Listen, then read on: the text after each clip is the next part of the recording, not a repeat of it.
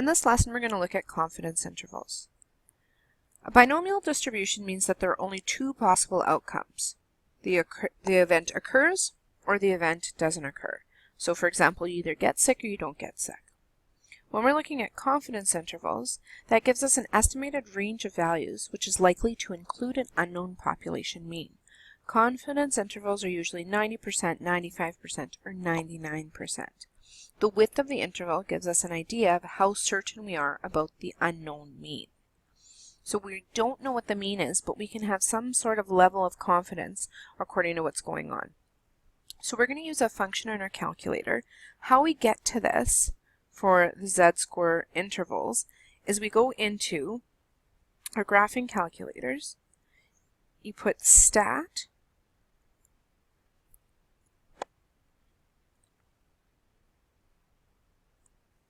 arrow over to tests. At this point, you're going to hit a button we don't normally hit, and that's alpha, which is this green button here. It might be a different color in your calculator. And now we're dealing with the green menu, and you have an A right below it. So the math button will get you alpha A. And now you should have this menu here. Now what does this mean? Okay, so leave that out in your calculators and we'll go through what that means. So X represents the score.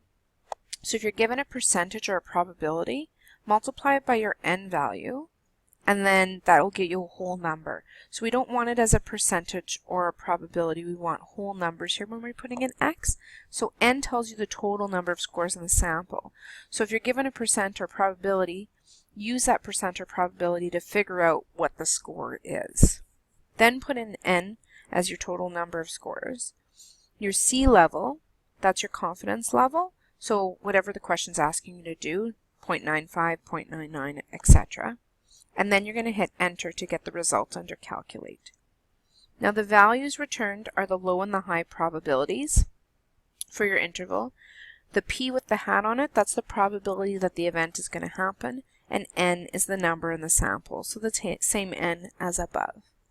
Let's take a look at example 1 and see how we can use this function. In example 1, it says a clothing company knows that 80% of its customers use credit card to make purchases. The company wishes to predict the number of customers from the next 400 customers who will use the credit card. Find a 95% confidence interval for these customers. Okay, so what information are we given? We've got there's 80% of all customers use a credit card. We know that they want to predict the number of customers from the next 400 customers who will use the credit card. And we want to find a 95% confidence interval. So from here, I can see that I don't know my X value, but I know that my N value, the number of people we're looking at, is 400.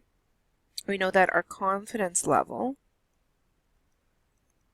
is 95%. So we're going to change that to a decimal place. Okay, so given that confidence interval as a percentage, change it to a decimal place, and then we're going to calculate it.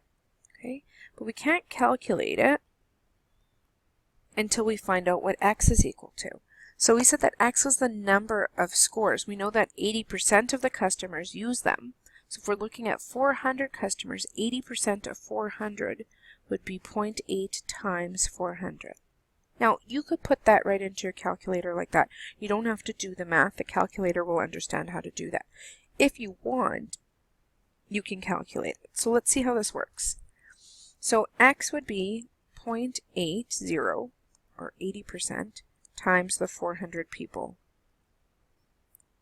And you can see it calculates it right there for us. The answer is 320. The N is the number of people that we're looking at, 400. The confidence level is 95. It's already in there as 0.95. And then we hit enter. Now, at the bottom of our example there, it said that, what I'm referring to is this. At the bottom here, it says the values returned are the low and high probabilities. P with a hat over it means the probability that the event happening.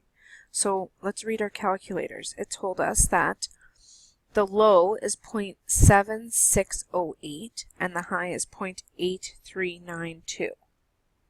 Okay, P is 0.8, which we were looking at before, and N is 400. So what does this range mean? Let's have a look. So our calculator gave us an answer, 0.7608, comma, 0.8392. So what that means is 76.08% is the low end of the probability of occurring, and 0.8392 is the higher end that the event might occur. All right, let's multiply 400 by 0.7608. When we do that, we get 304.32.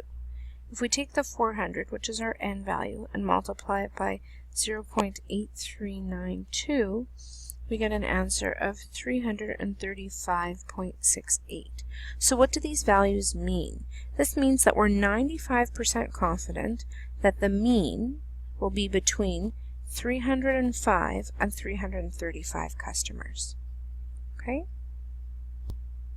Be sure when you're rounding, we've got 304.32, but that's outside the interval, so we're going to round up to 305 for that. And then we're going to round 335.68, we're going to round down. And that's just to ensure we stay within the interval that we're looking at. So in general, the lower interval you're always going to round up, and the upper interval you're always going to round down to ensure that we're staying within that 95% confidence interval. All right? So even though we don't know the mean, the standard deviation, and so on, we can still use data to figure out what's going to be happening here. So it says they want to know, the company wishes to predict the number of customers from the next 400 customers who will use a credit card. So we know that between 305 and 335 customers will use that credit card using this information. All right, let's try another example. Example 2. A medical doctor found that 3% of campers became seriously ill over the summer. If there were 600 campers, determine a 95% confidence interval and a 99% confidence interval. Determine the number of campers that can be expected to become seriously ill during the season. All right, so we're essentially doing this question twice. So let's write out the data. We've got X, N, our sea level, and then we're going to do it again for our other confidence interval, right? So our X value, we don't know, but we know that it's 3%, so it'd be 0.03. 3% of what? Well, there's 600 campers, so that's my N value. If I time my X by 600, then I'll have what that is as well. Sorry, if I times my percentage by my N value, I'll get my X value as well. Let's do this one for the 95% confidence interval, and then we're going to do the other one for the 99. So we're going to do the same math. Our percentage times my N value of 600 to get my X value, right? So put these into your calculators, okay, and figure out what those intervals are. Let's do that together. So again, we go into Stat, over to Tests, Alpha A. Now in this case we had 0.03 times 600, which is 18.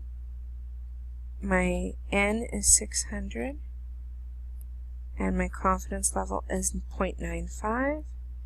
We do that, calculate, and we get 0.1635 and 0.04365. Sorry, 0.01635. All right, now that we have that, we need to use our N value to figure out what these actually mean. So if we take 600 multiplied by 0.01635, we get 9.81, and do this again for the upper value, and we get 26.19. So what does this mean? This means that we're 95% confident that between 10 and 26 campers will get sick. How did I get that? Well, 10, because I'm going to round my lower interval up, round it to 10, and I'm going to take my upper interval and round it down to 26. And that's what we're doing all the time to make sure that we're staying within that confidence level. All right, I just highlighted those values so you can see where the rounding's coming from. I'd like you to go ahead and try the 99% confidence interval and see if you can get the correct answer. Once you've done that, come back to this page and hit play in the video and see if you get the same answer as me. All right, so you should have got an answer of 0.01206 and 0.04794 when you put that in your calculator.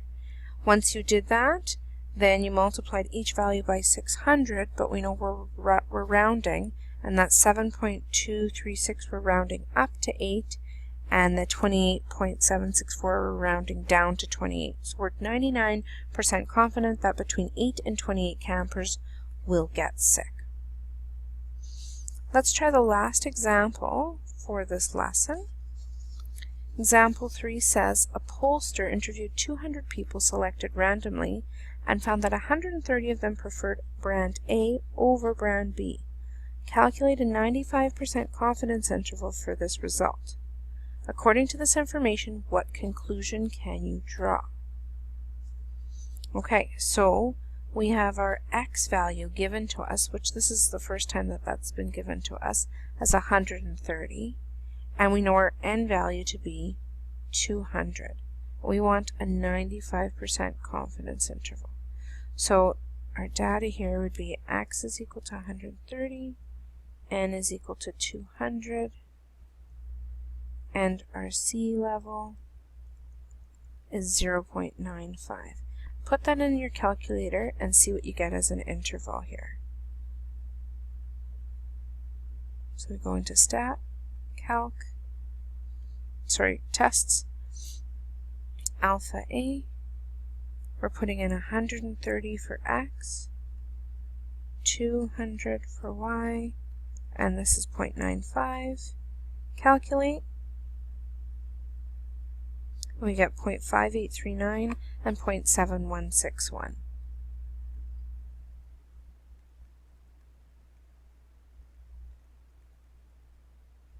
Alright, so what does that mean? Well, if we take our data and do our calculations, multiply each by 200,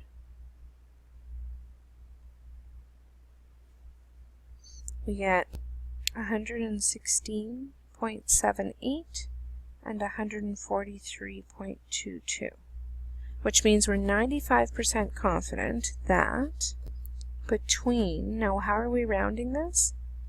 That would be 116, right, because we're rounding down, and 143. Did I do that right? Well, no, right?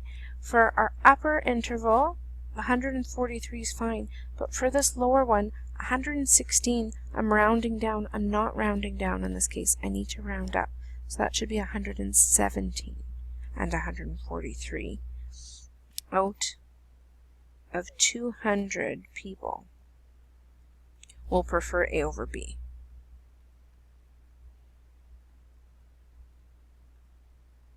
I just really want to bring home that when you're rounding, you need to make sure you're rounding within the data. So you're rounding inside that interval. Okay, so when we're asking what conclusion can you draw, this is the statement that we're looking for. Okay, this is what we're figuring out. So just to recap, if we go back, if we go back, we're using our information to figure out our confidence intervals, right? Gives us an estimated range of values, which is likely to include an unknown population mean. This is one we don't know. The width of the interval gives an idea of how certain we are about the unknown mean. So for all of these examples, we were able to figure out and draw conclusions from the data, and we had to make sure that when we were doing our rounding, we rounded within the data. So rounded our lower levels up and rounded our upper levels down. And that was the same for all of our examples here. Thanks for joining me in today's lesson.